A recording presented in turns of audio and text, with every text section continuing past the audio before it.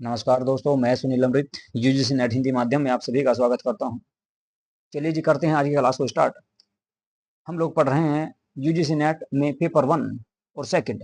Paper 1 की आपकी लगभग सारी यूनिट में आपकी लगभग उसमें कंप्लीट करा चुका हूं। एक यूनिट आपकी रह रही है डीआई वाली, वो भी आपकी चल रही है। ठीक है। रही बात पेपर सेकंड की, तो पेपर सेकंड में प्राचीन भारत लगभग आपका समाप्ति की ओर है। और मध्यकालीन भारत में अगर हम बात करें, दिल्ली सल्तनत कंप्लीट कर चुके हैं। मुगल वंश की इससे पहले 3 क्लासें आ चुकी है। ये मुगल वंश के संबंध में अगर बात करी जाए तो ये आपकी चौथी क्लास रहेगी भाई। आज चौथी क्लास रहेगी, इसके बारे में बात करेंगे। चलिए जी, इसको पढ़ते हैं। यदि आप लोगों ने हमारा यूट्यूब चैनल सब्सक्राइब नहीं किया है तो प्लीज हमारे यूट्यूब चैनल को सब्सक्राइब अवश्य कर लें और वीडियो को लाइक तथा शेयर जरूर कर दिया करें भाई। चलिए जी, देखते हैं सबसे पहला क्वेश्चन आज का कौन सा है। क्वेश्चन नंबर 76 और आज की क्लास का ये रहेगा सबसे पहला क्वेश्चन। इसमें कहा गया, इनमें से किस शासक के अधीन शालीमार बाग से अधिकार किया गया। शालीमार बाग का निर्माण कुल मिलाकर कब किया गया था। देखिए, शालीमार बाग जो है, इसका जो अर्थ होता है, पहले तो सबसे पहले मैं आपको बता दूं, इसका अर्थ होता है आपका प्रेम का बाग। शालीमार का जो अर्थ होता है वो प्रेम का बाग, इसका वास्तविक अर्थ है भाई। कहां पर है? जम्मू कश्मीर में। कहां पर है जी? ये कश्मीर में है। किसने बनवाया? यही पूछ रहा है आपसे। से अधिकार किसने किया? ठीक है। से वो सॉरी साधिकार किसने जो है इसका किया था, तो किसने इसको बनवाया था? कुल मिलाकर इसको जो बनवाया गया था आपका जहांगीर के द्वारा इसका निर्माण करवाया गया था। अगला क्वेश्चन देखेंगे। अगले क्वेश्चन की अगर बात करें तो क्वेश्चन नंबर 77 है और आज का दूसरा क्वेश्चन रहेगा। इस क्वेश्चन का आंसर देखने का प्रयास करते हैं। दो फटाफट इसका आंसर दो कि किसको आपका तूतीनामा को चित्रित किया गया, किसके द्वारा। इनमें से किस शासक के अधीन तूतीनामा, तूतीनामा क्या था पहली बात तो ये बताओ। ठीक है, तूतीनामा जो था क्या था ये आपको बताना है। ठीक है, ये एक जो है आपका एक प्रसिद्ध चित्र था, लेकिन किसके समय का? ठीक है, अकबर के समय, अकबर के समय का, अकबर के समय का, अकबर के समय का ये एक बहुत प्रसिद्ध चित्र था जिसे कहा गया क्या? ये एक प्रकार का चित्र था जिसे कहा गया क्या? तूतीनामा। तूतीनामा इसको कहा गया भाई। तूतीनामा इस चित्र को कहा गया, बहुत प्रसिद्ध था। जी, किसके समय या किसके अधीन इसको जो है क्या करा गया? आपका चित्रित किया गया था। किसके समय इसको बनाया गया था? तो अकबर के समय इसका निर्माण किया गया। कुल मिलाकर अगर बात करें तूतीनामा की, तो इसका निर्माण किया गया था भाई कब से? 8 सालों में इसका निर्माण किया गया। ठीक है, कितने सालों में? 8 सालों में। ठीक है, 8 वर्ष लगे थे। ठीक है, तो 1560 से लेकर और 1568 ईस्वी में जाकर ये निर्माण हुआ। कुल मिलाकर तूतीनामा में अगर मैं बात करूं, ये चित्रों का संग्रह था। इसमें कुल मिलाकर अगर मैं बात करूं तो कितने चित्र हुआ करते थे? इसमें कुल 103 चित्र थे। ये एक तरह की पुस्तक थी और इसमें 103 चित्र हुआ करते थे। ठीक है जी, चलिए भाई अगला क्वेश्चन देखेंगे। अगले क्वेश्चन की बात करते हैं। अगले क्वेश्चन की अगर मैं बात करूं तो अगला क्वेश्चन आप लोगों के सामने आ गया भाई जहांगीर से संबंधित। ठीक है, कि जहांगीर के दरबार में कौन कौन से अंग्रेज आए थे या कौन कौन से विदेशी यात्री आए, उनको देखना भाई आपको। जहांगीर के समय भारत पहुंचने वाले अंग्रेज या यात्री प्रतिनिधि एवं उनकी तिथि जो कि सुमेलित नहीं है, ये बताना भाई कौन सा सही सुमेलित नहीं है। देखो भाई, सबसे पहले बात करें विलियम हॉकिंस की, जिसको कैप्टन खान की उपाधि दी गई थी, किसके द्वारा? जहांगीर के द्वारा। तो 1608 ईस्वी में आया था, बात बिल्कुल सही है। सर टॉमस रो की अगर बात करें तो ये 1615 में आया और 1619 तक ये भारत में रहा। इसकी अगर मैं बात करूं तो ये 1611 ईस्वी तक भारत में रहा था भाई। ठीक है, चलिए जी। एडवर्ड टेरी की अगर बात करें तो ये 1616 में आया। कब आया? 1616 में आया था और कब तक रहा? ये रहा भाई 1619 तक। 1619 तक। तो यही कथन गलत हो जाएगा। कुल मिलाकर इसमें 17 दिया गया है। इसके बाद पाल केनिंग की बात कर लेते हैं। तो पाल केनिंग जो है, एक मिनट, पाल केनिंग। ठीक है, अरे ये सही रहेगा भाई। ये सही वैसे ये भी गलत दे रखा है इसने। ठीक है, वैसे देखा जाए तो ये भी गलत दिया गया है। एडवर्ड टेरी जो है आपका 1617 में आया, सॉरी 1617 में नहीं, 1616 में आया था और 1619 तक रहा। लेकिन अगर देखा जाए क्वेश्चन के अनुसार इसको सही कर सकते हैं आप लोग, क्योंकि 1617 जो है 1616 के बाद आएगा, तो ये इस समय था कुल मिलाकर। ठीक है, उसके समय था, पहुंचा था। ठीक है, बात करें पाल केनिंग की। पाल केनिंग जो है ये आपका 1615 में आया था भाई। 1615 में आया और ये 1625 तक भारत में रहा पाल केनिंग। ठीक है, तो इसने दिया गया क्या आपका? 1610। तो इस आंसर का जो सही मान जो है, इसका जो सही आंसर माना गया गलत, वो माना गया डी को भाई। वैसे आपका सी भी इसमें गलत है, क्योंकि ये आया था आपका 1616 में और 1619 तक रहा। तो कुल मिलाकर इसको सही इसलिए माना गया क्योंकि 1617 आपका 1616 के बाद ही आता था। उस समय ये आपका भारत में था। लेकिन पाल केनिंग 1610 में भारत में नहीं था। और ये है ना, उस समय आपका अगर बात करें भारत में तो विलियम हॉकिंस रहा करता था। चलिए जी, तो सही आंसर आ जाएगा भाई इसका डी। डी आंसर आपका इसमें सही आ जाएगा। अगले क्वेश्चन की बात करेंगे, क्वेश्चन नंबर 79। चलिए जी इसको देखते हैं भाई, 79 को, इसका आंसर करने का प्रयास कीजिएगा भाई। 1653 में किस मुगल शहजादे ने कंधार विजय का दायित्व सौंपा गया? बताओ भाई, कौन से मुगल शहजादे को 1653 में कांधार को जीतने का दायित्व दिया गया था? आप सभी जानते हैं कि जो है आपका शाहजहां के जो पुत्र थे, शाहजहां के जो पुत्र थे, शाहजहां शाहजहां का ये दौर था इस समय का, ठीक है। तो शाहजहां के जो पुत्र थे, सबसे योग्य पुत्र था दारा शिकोह। दारा शिकोह जो है ये सबसे योग्य पुत्र था, लेकिन वक्त ने इसका साथ नहीं दिया, जिस कारण औरंगजेब ने इसको हरा दिया और बाद में इसकी हत्या कर दी। हत्या क्या की थी? हुमायूं के मकबरे में जिंदा इसको गड़वा दिया गया था, ठीक है। चलिए जी, तो भाई 1653 ईस्वी में दारा शिकोह को ही आपका क्या किया गया? कंधार क्षेत्र को जीतने का जो है दायित्व इसको सौंपा गया था, ठीक है जी। चलिए भाई आगे चलते हैं, अगले क्वेश्चन की बात करेंगे। अगला जो क्वेश्चन देखेंगे हम, वो रहेगा आपका क्वेश्चन नंबर 80, यानी कि 80। चलिए जी इसका आंसर देखने का प्रयास कीजिए भाई। देखिए भाई, यदि आप लोगों ने हमारा यूट्यूब चैनल सब्सक्राइब नहीं किया है तो प्लीज जो है हमारे यूट्यूब चैनल को सब्सक्राइब जरूर कर लें, और भाई वीडियो को लाइक भी जरूर कर दिया करो। है जी, बहुत कम लोग जो है वीडियो को लाइक कर रहे हैं भाई, तो वीडियो को लाइक भी कर दिया करो। इसके अलावा आपको जो पीडीएफ जो प्राप्त होगी वो संसार अकेडमी टेलीग्राम चैनल पर प्राप्त हो जाएगी, तो आप यहाँ से जो है पीडीएफ ले सकते हैं। दारा शिकोह को सजा देने के सवाल पर किसने उसकी प्राण रक्षा की प्रार्थना की थी? बताओ भाई, कौन सा वो व्यक्ति था जिसने दारा शिकोह के प्राणों की रक्षा की प्रार्थना की थी? है जी, किससे? औरंगजेब से। तो भाई एक व्यक्ति थे दानिशमंद खां। दानिशमंद खां ने इन्हें माफ करने की मांग की थी। जबकि जहांरा रोशनारा की बात करें, औरंगजेब की बहन थी। जसवंत सिंह आपके जोधपुर के राजा हुआ करते थे, ठीक है जी। तो एक जो है अंग्रेज रहा करता था, बर्निशियर बर्नियर बर्नियर के आश्रयदाता था कौन? दानिशमंद खां। दानिशमंद खां ने औरंगजेब से इनके प्राणों की रक्षा की मांग की थी या सिफारिश की थी। पर शाइस्ता खां जो थे, ठीक है, वो जो औरंगजेब के मामा थे, क्या नाम था उनका? शाइस्ता खां। शाइस्ता खां, इनके बारे में आप जानते होंगे, ठीक है। शिवाजी ने इनके जो है सोते हुए अंगूठा काट लिया था पूना में, ठीक है, वही है शाइस्ता खां। इसके अलावा अमीन खां और बहादुर खां, और इसके अलावा एक इनकी बहन थी रोशन आरा। इन्होंने कहा कि इसको मौत की सजा दी जाए, मौत की सजा की मांग रखी, क्योंकि इसने राज्य की भलाई, ऐसा कहा कि राज्य की भलाई के लिए दारा शिकोह का मरना बहुत जरूरी है, क्योंकि ये एक योग्य व्यक्ति था बहुत ज्यादा, इसलिए औरंगजेब के लिए बहुत बड़ा खतरा था, तो इसलिए इसको जो है मरवा दिया गया था। तो कुल मिलाकर सी आंसर इसका सही होगा। इन्होंने मांग की थी भाई कि इसको माफ कर दिया जाए। अगला क्वेश्चन देखेंगे, क्वेश्चन नंबर 81 है। इसके आंसर करने का प्रयास करते हैं भाई, कौन सा इसका आंसर होगा, देखिएगा।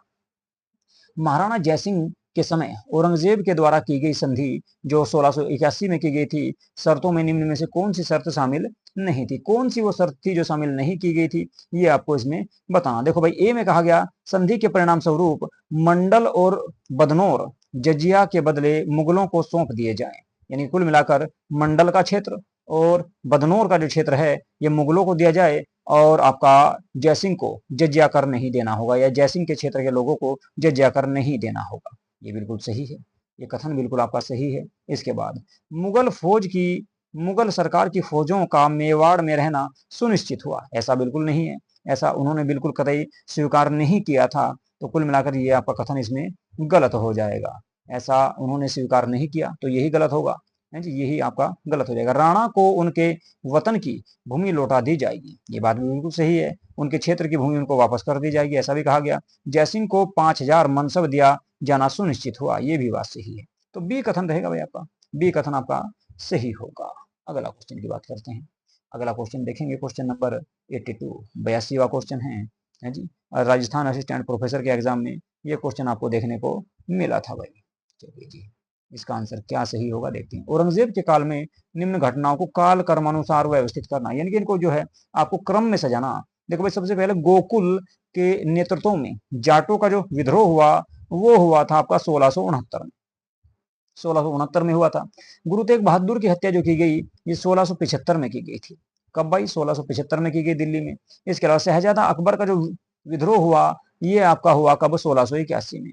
1681 में ये अकबर जो है शाहजहां का पुत्र था भाई, शहजादा अकबर। राजा राम के नेतृत्व में जाटों का जो विद्रोह हुआ ये आपका हुआ कब? 1685 में, 1685 में। तो कुल मिलाकर इनका तो क्रम बिल्कुल ऐसे ही सही है भाई, ए बी सी डी है, ए बी सी डी करके ही इसका क्रम आपका सही आ जाएगा। तो आपका ए ऑप्शन आपका इसमें सही होगा भाई। अगले क्वेश्चन की बात करेंगे। अगला क्वेश्चन देखते हैं कौन सा है आप लोगों के सामने। चलिए जी, राजस्थान असिस्टेंट प्रोफेसर में ही ये क्वेश्चन भी आपको देखने को मिला। और अभी देखिए भाई, आपका जो है क्या नाम, राजस्थान में आपका जो लेक्चरर स्कूल को लेकर जो आपकी वैकेंसी आई थी टीजीटी पीजीटी की, तो पीजीटी के आपके एग्जाम आपके शुरू हो रहे हैं कब से, 23 तारीख से, 23 जून से, ठीक है। और बात करें हिस्ट्री की, तो हिस्ट्री का उसमें आपको कब को 27 जून को एग्जाम है, ठीक है जी। इतिहास का तो उनमें भी ये क्वेश्चन आपको देखने को मिलेंगे, उनके लिए भी आपका ये सीरीज बहुत लाभदायक रहने वाली, क्योंकि यूपी का जो पीजीटी है वो तो आपका अगस्त के लास्ट वीक में चला गया, पीछे हट गया, ठीक है। चलिए जी, देखते हैं भाई, उत्तर मुगल कालीन निम्नलिखित सम्राटों को काल कर्मानुसार व्यवस्थित करें, यानी कुल मिलाकर सबसे पहले कौन राजा बना, उसके बाद कौन बना, ये देखना भाई। देखो भाई, सबसे पहले अगर मैं इनमें बात करूं तो बहादुर शाह आएंगे, बहादुर शाह प्रथम। और बहादुर शाह प्रथम ये हैं जो औरंगजेब के पुत्र थे, हैं जी। कब शासक बने, तो भाई ये 1707 ईस्वी में शासक बने थे। 1707 ईस्वी से और 1712 ईस्वी तक ये रहे। इसके बाद जहांदर शाह शासक बने थे, ये 1712 से 1713 तक रहे। 1712 से लेकर 1713 तक रहे कौन भाई, जहांदर शाह। ये 1713 तक, तो पहले नंबर पे ये आ जाएंगे, दूसरे नंबर पे ये आ जाएंगे कुल मिलाकर अब तक तो। इसके बाद फर्रुख सियर बने भाई।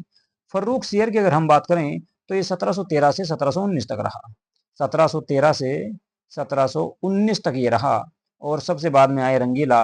रंगीला रहे भाई आपके 1719 से लेकर 1748 तक, 1748 तक। वैसे इनके बीच में दो शासक और आए थे जो केवल आपके एक ही साल में समाप्त हो गए, ठीक है जी। तो ये आपका इसका आपका क्रम रहेगा, ये तीसरे नंबर पे आ जाएगा भाई, और ये चौथे नंबर पे आ जाएगा। तो यानी कुल मिलाकर देखा जाए तो सबसे पहले आएगा कौन सा, बी, फिर ए, बी ए सी डी, बी ए सी डी आपका इसमें ऑप्शन सही हो जाएगा।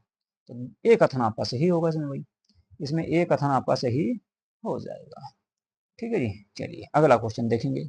अगला क्वेश्चन देखते हैं कौन सा है भाई। अगला क्वेश्चन आपका यूजीसी नेट में भी आया है और असिस्टेंट प्रोफेसर में भी आया है, तो मोस्ट इंपोर्टेंट क्वेश्चन है जी। ऐसे क्वेश्चन ही आपके यूजीसी नेट में एग्जाम में देखने को मिलते हैं जिसके एक से ज्यादा आपके आंसर या कथन दिए होते हैं। शाहजहां की दक्षिण नीति के बारे में कौन सा कथन असत्य है, गलत है, ये आपको बताना है, असत्य बताना। देखो भाई, ए में कहा गया 1633 ईस्वी में अहमदनगर राज्य को पूर्णतः समाप्त कर मुगल साम्राज्य में मिला लिया। बिल्कुल बात सही है, 1633 में ही इसको शामिल कर लिया गया था, शाहजहां के समय ही, ठीक है जी। चलिए 1636 ईस्वी में गोलकुंडा एवं बीजापुर ने शाहजहां से संधि कर अधीनता स्वीकार कर ली। बिल्कुल बात सही है, इन लोगों ने भी अधीनता स्वीकार कर ली और इनको भी मुगल साम्राज्य में शामिल कर दिया गया। शाहजहां ने औरंगजेब को दक्षिण की प्रथम और द्वितीय सूबेदारी 1636 में दी पहले, और फिर 1652 में इसको दक्षिण भारत भेजा। ये बात भी बिल्कुल सही है। बीजापुर और गोलकुंडा के अस्तित्व को 1556 ईस्वी में शाहजहां के द्वारा समाप्त कर दिया गया। 1556 सॉरी 1656 ईस्वी में जो है इनके अस्तित्व को समाप्त कर दिया गया। ऐसा बिल्कुल भी सही नहीं है, ऐसा बिल्कुल भी सही नहीं है, ये कथन आपका गलत रहेगा, क्योंकि इनके अस्तित्व को समाप्त नहीं किया गया, बल्कि 1656 ईस्वी में क्या किया गया था, 1656 ईस्वी में सुल्तान की, बीजापुर का जो सुल्तान था, बीजापुर का जो शासक था, बीजापुर का जो सुल्तान था, वो उसका देहांत हो गया था। सुल्तान का देहांत हो गया और उसके बाद वहां पर गतिरोध उत्पन्न हुआ। इसके बाद क्या हुआ कि औरंगजेब को उचित कार्रवाई करने के लिए यहाँ पर भेजा गया था। अधीनता जो है आपका कुल मिलाकर बीजापुर और गोलकुंडा को बहुत बाद में शामिल किया गया, बहुत बाद में शामिल किया गया था, ठीक है जी। आपका 1656 में शामिल नहीं किया गया, 1656 में शामिल नहीं किया गया था, ठीक है जी। पूरी तरह से नहीं मिलाया गया था, कुल मिलाकर ऐसा कहा जा सकता है। अस्तित्व पूरी तरह समाप्त नहीं हुआ, ठीक है। अधीनता जरूर इन लोगों ने स्वीकार कर ली थी 36 में ही, अधीनता स्वीकार 36 में ही कर ली थी, लेकिन समाप्त पूरी तरह नहीं किया गया। यानी कुल मिलाकर जो है ये जो है मुगल साम्राज्य के शासकों को कर दिया करते थे, टैक्स दिया करते थे। तो डी आपका आंसर इसमें गलत हो जाएगा, असत्य कथन जो होगा डी होगा। अगला क्वेश्चन देखेंगे। शाहजहां के शासनकाल में बंगाल में हुगली से पुर्तगालियों को कब और किसने निकाला था, अब बताओ भाई किसने निकाला है जी। शाहजहां के काल की बात कर रहे हैं, शाहजहां के काल की बात की जा रही है कि शाहजहां के काल में इनको हुगली से किसने निकाला। हुगली को इनको निकाला, बंगाल में उस समय कासिम खां हुआ करते थे यहाँ के सूबेदार, नाम था क्या भाई, कासिम खां। तो कासिम खां ने 1632 ईस्वी में आपका जो है पुर्तगालियों को बंगाल से बाहर खदेड़ दिया था, हुगली नदी के क्षेत्र से, ठीक है जी। चलिए अगला क्वेश्चन देखेंगे। अगला जो क्वेश्चन है उसकी बात करेंगे, क्वेश्चन नंबर 86 है आपके सामने। ये कहा गया है कि भारत में मुगल साम्राज्य की नींव रखने वाले बाबर के संबंध में निम्नलिखित में से कौन से कथन सत्य हैं? बताओ भाई, बाबर के बारे में कौन कौन से कथन सही होंगे, ये आपको इसमें बताना है। सबसे पहले ए में दिया गया है कि आपका जहीरुद्दीन बाबर का जन्म 14 फरवरी 1483 ईस्वी में, 14 फरवरी 1483 ईस्वी में काबुल में हुआ था। भाई इनका जन्म काबुल में नहीं, फरगना में हुआ था। कहां पर? फरगना में। मध्य एशिया में ये क्षेत्र पड़ता है, फरगना। तो फरगना में इनका जन्म हुआ था। तो कुल मिलाकर पहला ही आपका गलत हो गया भाई, पहला ही असत्य हो गया। बाबर ने 11 वर्ष की अल्पायु में फरगना का राज्य भार ग्रहण कर लिया, क्योंकि इसके पिता का देहांत हो गया था, तो इसने राज्य भार ग्रहण कर लिया था। बाबर ने अपने जीवन काल में 3 बार समरकंद जीता और तीनों बार उसके हाथ से वो निकल गया। बात बिल्कुल सही है। बाबर ने उज्बेकों से तुलुगमा का प्रयोग सीखा था, जिसका पानीपत के युद्ध में प्रयोग किया गया था। तो कुल मिलाकर ए ऑप्शन आपका इसमें सही हो जाएगा, गलत हो जाएगा कुल मिलाकर, ठीक है। गलत हो जाएगा कौन सा भाई? आपका ए ऑप्शन का गलत दिया गया है। अगले क्वेश्चन की बात करते हैं। क्वेश्चन नंबर 86 है आपका। 1560 ईस्वी के पश्चात अकबर का पहला व अंतिम अभियान, 1560 के पश्चात अकबर का पहला और अंतिम विजय अभियान क्रम से आता। तो कुल मिलाकर सबसे पहला अभियान बताना है और सबसे, एक मिनट भाई, और सबसे बाद वाला अभियान भी हमको बताना। तो अकबर का सबसे पहला अभियान कौन सा? अरे आगे जाता यार, एक मिनट रुक जाओ भाई। चलिए, ये क्वेश्चन था भाई 1560 ईस्वी वाला, ठीक है। 1560 ईस्वी में है जी, 1560 ईस्वी के पश्चात बुझ रहा है। 1560 ईस्वी के बाद अकबर का पहला और उसके बाद सबसे अंतिम अभियान कौन कौन से थे, ये पूछ रहा भाई। देखिए, सबसे पहला जो अकबर जो है, अकबर के द्वारा अभियान किया गया बैरम खां के बाद, वो किया गया था मालवा पर। मालवा पर जो अभियान किया गया वो 1561 में किया गया था भाई। 1561 में अकबर ने मालवा अभियान किया पहली बार। उससे पहले बैरम खां लड़ता था, तो पहली बार जो है अकबर के नेतृत्व में यह अभियान हुआ था, ठीक है जी। आदम खां को यहाँ पर भेजा गया था, आदम खां को यहाँ पर अकबर ने भेजा था। इसके बाद अगर बात करें सबसे अंतिम अभियान की, अगर बात करें तो सबसे अंतिम जो अभियान हुआ वो आपका हुआ था भाई असीरगढ़। असीरगढ़ का जो क्षेत्र था, ठीक है, असीरगढ़। ये असीरगढ़ की अगर बात करूं, असीरगढ़ जो है एमपी में पड़ता है। तो असीरगढ़ अभियान किया गया था कब भाई? 1601 ईस्वी में। 1601 ईस्वी में ये इसका अंतिम अभियान था। और यहाँ पर भेजा गया किसको? यहाँ का जो शासक हुआ करता था असीरगढ़ का, वो शासक था भाई जो है मीरन बहादुर, ठीक है। मीरन बहादुर यहाँ का शासक हुआ करता था। मीरन बहादुर, मीरन बहादुर यहाँ का शासक हुआ करता था। मीरन बहादुर यहाँ का शासक हुआ करता था। तो इसको पराजित किया गया था, इसने आत्मसमर्पण कर दिया था बाद में।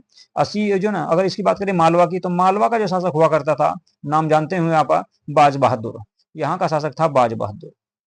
बाज बहादुर, रानी रूपमती इसकी पत्नी थी। अरे भैया चल जा। बाज बहादुर, बाज बहादुर जो है यहाँ के शासक हुआ करते थे, कहाँ के? मालवा के।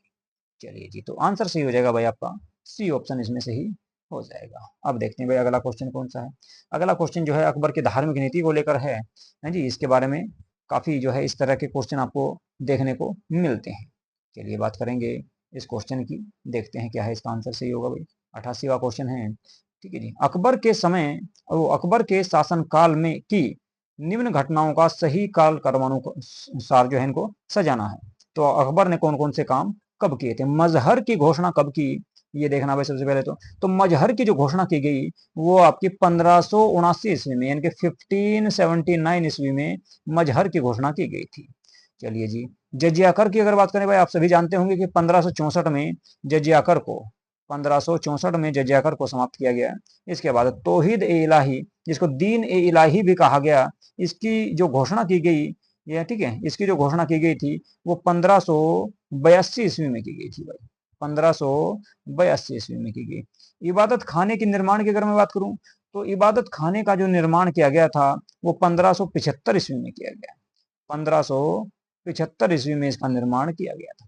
तो ये आपके हैं, इनको मिलान कीजिए भाई। सबसे पहले कौन सी आएगी घटना? तो सबसे पहले ऑप्शन के हिसाब से देखा जाए तो जजिया कर आएगा, यानी कि बी ऑप्शन आपका सही होगा, है जी। तो सबसे पहले आपका आ जाएगा कौन सा भाई? बी। तो नंबर 1 पर ये आ जाएगा बी। इसके बाद 64 के बाद अगर बात करें तो आपका इबादत खाना आ जाएगा, तो फिर आएगा आपका डी दूसरे नंबर पर। तो बी के बाद डी इसमें दिया गया है केवल आपका, ठीक है। चलिए जी, उसके बाद फिर आएगा आपका ए, है जी, ये तीसरे नंबर पे आ जाएगा। और चौथे नंबर पे आ जाएगा फिर आपका सी, तौहीद ए इलाही की जो घोषणा की गई थी 1582 में। तो डी आंसर इस हिसाब से आपका इसमें सही होगा, अगर कथन के हिसाब से देखा जाए। ठीक है भाई, चलिए जी अगले क्वेश्चन पे चलेंगे। अगला जो क्वेश्चन है वो कौन सा है, सुमेलित करना भाई है जी, सुमेलित कीजिए। राजस्थान असिस्टेंट प्रोफेसर में ही ये क्वेश्चन आपको देखने को मिला और सुमेलित करने वाला क्वेश्चन है। तो किसको सुमेलित करना है इसमें देखना भाई, कौन सा युद्ध कब हुआ। आप सभी जानते हो चौसा की लड़ाई, देखो जो आसान है सबसे पहले उसका मिलान करो। चौसा की जो लड़ाई हुई वो 1539 ईस्वी में हुई थी भाई, चौसा की लड़ाई 1539, यानी कुल मिलाकर सी का तीसरा रहेगा। तो इन दोनों में से कोई एक आंसर है, ना तो ये हो सकता और ना ही ये हो सकता। इस तरह से आप इसका मिलान कर सकते हैं। सुमेर का जो युद्ध था, सुमेल का युद्ध, सुमेल का युद्ध हुआ था भाई 1544 में। तो 1544 में ये युद्ध हुआ। ठीक है जी, चलिए जी सुमेल का युद्ध हो गया। रायसेन की अगर बात करें, रायसेन की, तो 1543 में इसका ये युद्ध हुआ, ये बिल्कुल सेम आपका मिला हुआ है। अब रह गया चुनार का पतन, तो ये आपका 1538 में कर दिया गया था चुनार का पतन भाई। ठीक है, चलिए जी चुनार का पतन किसने किया था, हिमायूं ने। ठीक है, शेरशाह सूरी को यहाँ से भगा दिया था। चलिए जी, तो देखिए भाई कौन सा इसका बैठेगा। ए का आपका पहला है, बी की अगर बात करें तो चौथा आ जाएगा। ए का पहला और बी का चौथा इसी में दिया गया भाई, ए में आपका। ठीक है जी, तो ए ऑप्शन आपका इसमें सही हो जाएगा। चलिए जी अगला क्वेश्चन की बात करें, चलते हैं भाई अगला क्वेश्चन। अगला क्वेश्चन देखेंगे जी, क्वेश्चन नंबर 90, और आज का ये 15वां क्वेश्चन है। आज का ये कौन सा क्वेश्चन रहेगा भाई, ये आपका 15वां क्वेश्चन होने वाला है। चलिए जी इसकी बात करेंगे, पढ़िए इसको क्या कहा। उजड़ा हुआ शहर जिसमें सड़कों पर लाशों के ढेर पड़े थे का नाम बदलकर हुमायूं ने जन्नताबाद रख दिया। क्या नाम रखा, जन्नताबाद रखा। और वहां लगभग 8 माह तक राग रंग में डूबा उत्सव मनाता रहा। यह शहर कौन सा था। आप सभी जानते हैं कि बंगाल में एक शहर हुआ करता था जिसे कहा गया क्या, गोंड। गोंड जिसको कहा जाता था, गोंड या गोंड इसको कहा गया, बंगाल का शहर था। क्योंकि जब हुमायूं ने, इसके बारे में मैं आपको थोड़ा सा बता देता हूँ। हुमायूं ने आपका क्या किया, हुमायूं ने आपके चुनार का घेरा डाला, दूसरी बार चुनार का घेरा डाला आपका कब, 1538 ईस्वी में। तो यहाँ पर क्या हुआ, शेरशाह सूरी यहाँ से निकलकर कहाँ पर चला गया, बंगाल, बंगाल में चला गया। और बंगाल में उसने जो ना, ऐसा कहा जाता है कि ये कत्लेआम करवाया था गोंड में। ठीक है, लोगों को मरवाया वहां पर। और वहां के बाद वो फिर आ गया था कहाँ पर, बिहार में, जब वहां पर शेरशाह सूरी पहुंच गया, तो सॉरी हुमायूं पहुंच गया। तो हुमायूं ने इसी का नाम रखा क्या, जन्नताबाद रखा था। यहाँ पर लाशों के ढेर जो है इसने देखे थे, और एक उजड़ा हुआ शहर देखा था। ठीक है जी, इसी का नाम जन्नताबाद रखा गया।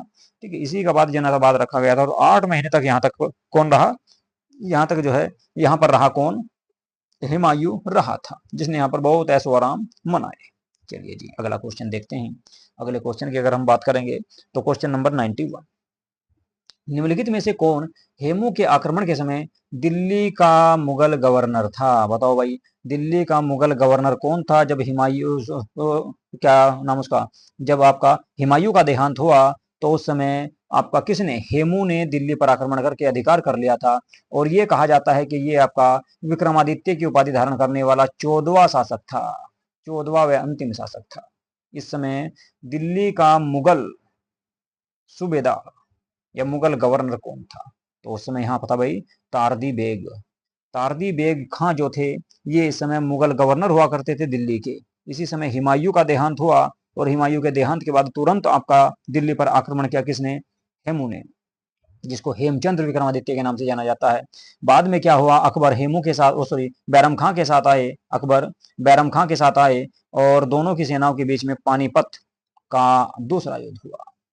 पानीपत का सेकंड युद्ध की अगर मैं बात करूं तो 1556 ईस्वी में हुआ था, 1556 ईस्वी में हुआ। इस युद्ध में लगभग आपका बैरम खान जीत ही रहा था, परंतु एक आपका तीर, ठीक है, एक मिनट भाई, हेमू जो था इस युद्ध में जीत रहा था, और हेमू, लेकिन बाद में क्या हुआ, अंत में बैरम खां का एक तीर जो है हेमू की आंख में जाकर लग गया, जिस कारण हेमू जो है आपके हाथी से नीचे गिर गया। और हेमू की सेना ने सोचा कि हेमू या हेमचंद्र विक्रमादित्य मारा गया, और इसके बाद क्या हुआ, आपकी हेमू की सेना युद्ध मैदान से भाग खड़ी हुई, और अकबर की या बैरम खां की जीत हुई। ठीक है जी, और बाद में हेमू का गर्दन काट दी गई युद्ध मैदान में ही, किसके द्वारा, बैरम खां के द्वारा। तो सही आंसर होगा आपका तारदी बेग खां। चलिए जी अगला क्वेश्चन देखेंगे, क्वेश्चन नंबर 92 है। 92 के बारे में देखते हैं भाई क्या है। एक शब्द आया है राई, ये प्रशासन से संबंधित है, बहुत बार ये आपका शब्द देखने को मिलता है जी। निम्नलिखित में से किस शासक ने भू राजस्व एकत्रित करने हेतु राई कहा जाता था फसलों की सूची को। जो फसलों की सूची होती थी, जो कृषि की जो सूची होती थी, फसलों की जो सूची बनाई जाती थी, उसी को राई कहा गया। ये बात याद रखना, बहुत बार एग्जाम में ये क्वेश्चन आपको देखने को मिला है, कई बार आता रहता है। ठीक है जी। तो राई जो शब्द है ये आपका किसके द्वारा दिया गया था, कुल मिलाकर ये है कि राई पद्धति किसके द्वारा लागू की गई थी। राई पद्धति जो लागू की गई सबसे पहले वो शेर शाह सूरी के द्वारा लागू की गई थी। ठीक है, इसी को आपका जो है राई पद्धति कहा गया। ठीक है जी। चलिए अगला क्वेश्चन देखते हैं। तो ये एक प्रकार की राई जो थी ये फसलों की सूची थी, इस बात को भी याद रखना, इस तरह का भी क्वेश्चन आपसे एग्जाम में पूछा जा सकता है। अगला क्वेश्चन जो है आपका अकबर से संबंधित है, 93 है जी क्वेश्चन नंबर या क्वेश्चन की संख्या। निम्नलिखित में से किस इतिहासकार के अनुसार 1592 ईस्वी में अकबर के साम्राज्य में लगभग 120 नगर और 3200 कस्बे हुआ करते थे। इस बात की जानकारी कौन देता है? निजामुद्दीन अहमद जो है, निजामुद्दीन अहमद, इनके द्वारा इस बात की जानकारी दी जाती है कि भाई अकबर के दरबार में लगभग 1592 की बात है, 1592 में 120 नगर हुआ करते थे और लगभग 3200 कस्बे इनके क्षेत्र में थे। इस बात की जानकारी कहां से मिलती है? इस बात की जानकारी एक पुस्तक से मिलेगी, आईन ए अकबरी। आईन ए अकबरी, आईन ए अकबरी, आईन ए अकबरी जो पुस्तक है, इस पुस्तक की रचना किसने की? निजामुद्दीन अहमद के द्वारा की गई। तो इसी पुस्तक में इस बात की जानकारी मिलती है भाई आपको, इसी पुस्तक में इस बात की जानकारी मिलती है।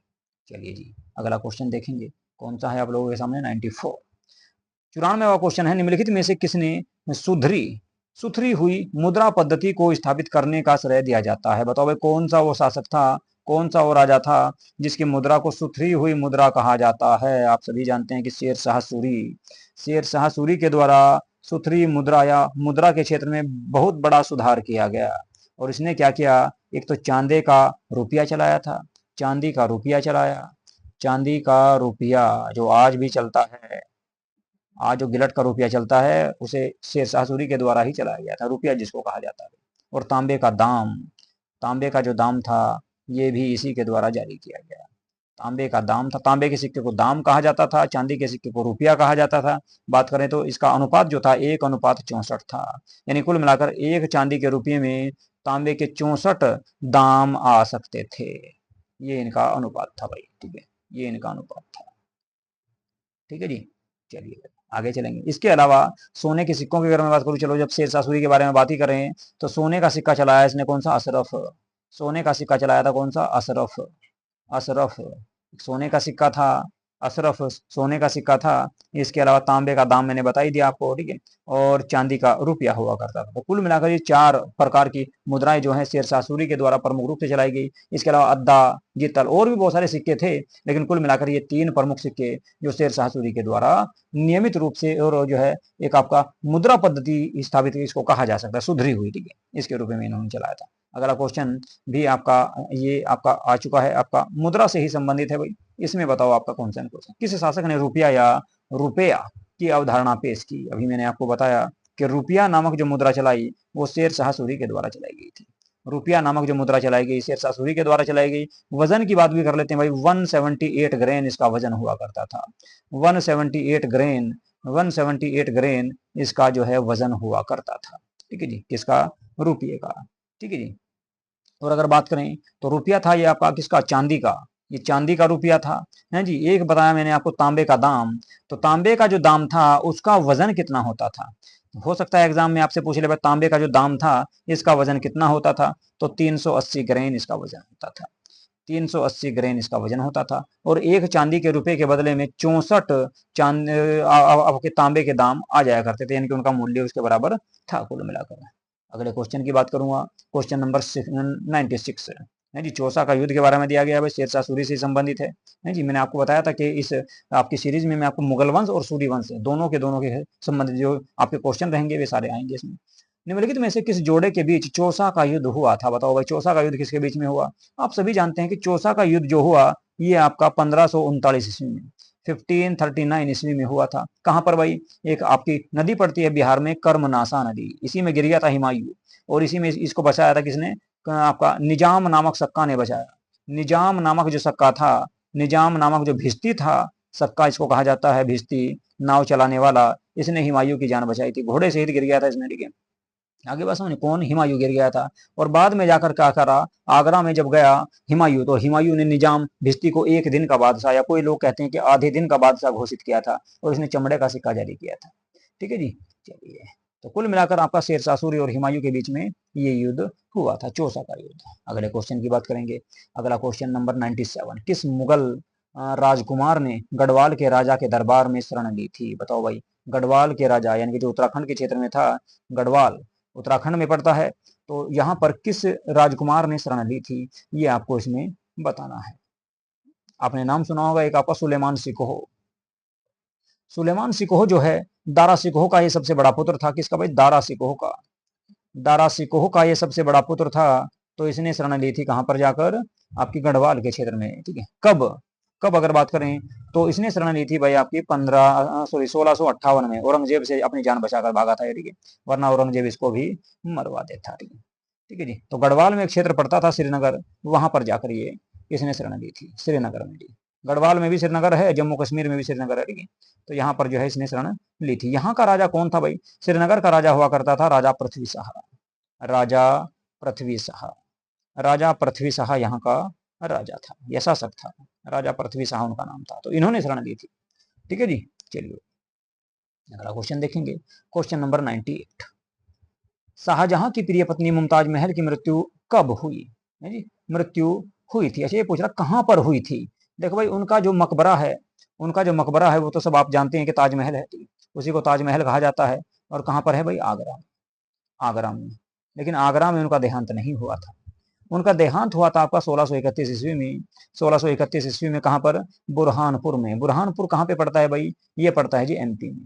बुरहानपुर एमपी में पड़ता है, वहां पर इनका देहांत हुआ। लेकिन बाद में क्या हुआ, शाहजहां ने, बाद में शाहजहां ने इनकी याद में एक जो है निर्माण करवाया आगरा में। ठीक है, कौन सी नदी के किनारे? यमुना नदी के किनारे।